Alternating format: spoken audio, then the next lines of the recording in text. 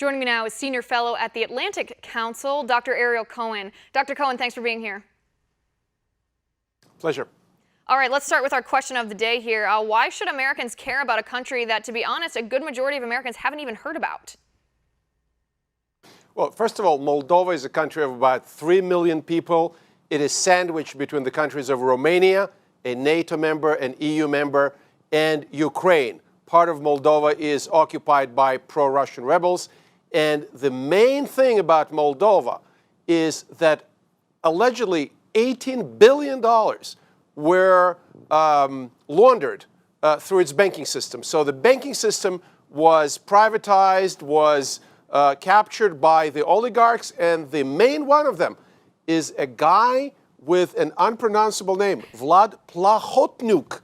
And they laundered more than twice the size of their GDP, of their gross national product. Imagine that our GDP in the United States is 17 trillion with a T dollars. So laundering something like $40 trillion, that's the equivalent of Moldova did. And then they went after their central bank reserves, up to $1 billion, almost 20% of their GDP. The same thing if we had $1 trillion from Fort Knox stolen from the United States. Right, that's an absolutely enormous number, especially when you compare it percentage-wise. And before we even go any further, how did you know I was going to let you do the pronouncing of that name and not tackle it myself? Tell me about this man, though. He's an oligarch. He said that he doesn't just, it's said that he doesn't just control the nation, he actually owns it. Yeah, in our business, we call it state capture, which means one oligarch or several oligarchs control the parliament, the banking system. We heard what they did with the banking system. They turned it into a laundromat. They control restaurants. They control the gas distribution company. Everything is controlled by Mr. Plahotniuk and his cronies. And now there's an active U.S. government investigation against the cronies of Mr. Plahotniuk, who emptied the reserves of the central bank, and the fingers are being pointed at the man himself. There is a gentleman who defected from Moldova who is currently in the United States talking to our government officials. He was a lieutenant colonel in the Moldovan anti-corruption, anti-money laundering system.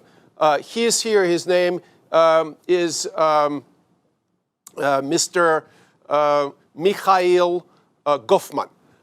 There are others who are coming out of the woodwork now, and they captured in Ukraine. The Moldovans tried to arrest the right hand of the oligarch, and they tried to bring him back to Moldova, and now the FBI is reaching out to him, and he's talking to U.S. government.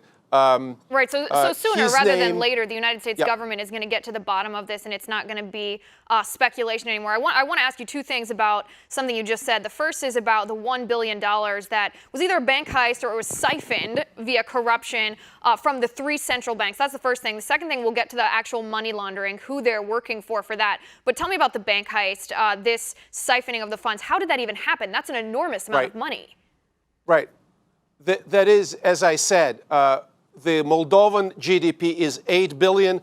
They stole 1/8, so 16%. So let's say, in the U.S. terms, it would be the equivalent of stealing $1 trillion.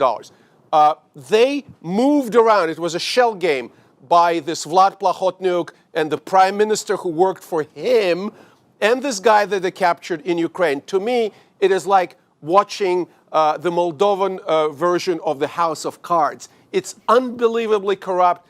It's unbelievably violent. One guy committed suicide by shooting himself in the heart twice. Not once, twice. Killing himself in the parliament.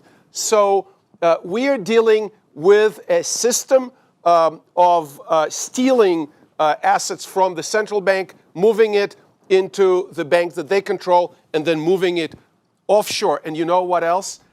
A global pyramid scheme in which millions and millions of dollars of the American money, of defrauded Americans, somehow ended up in Moldova in the banks belonging to these oligarchs. And now it's our government that is looking into this heist of the century, the white-collar crime that you haven't seen before. Right, the white-collar crime of the century is what it sounds like. I've never heard of anything like this. Dr. Cohen, before we run out of time, talk to me about the money laundering here, because the question of the day, and this still stands, while this is very interesting, we want to know, why do Americans care about this? And one of the reasons, I think, is that the money laundering that is happening in Moldova is happening from Russia, from Iran, and from Libya, places that are strategic for Russia against the United States.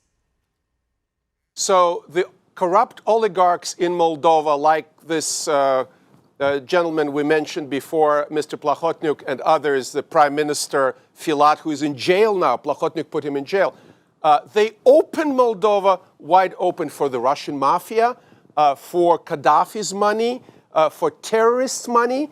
They were warned specifically by the Romanian intelligence, don't deal with these people, and they still went because they're greedy, and they dealt with them.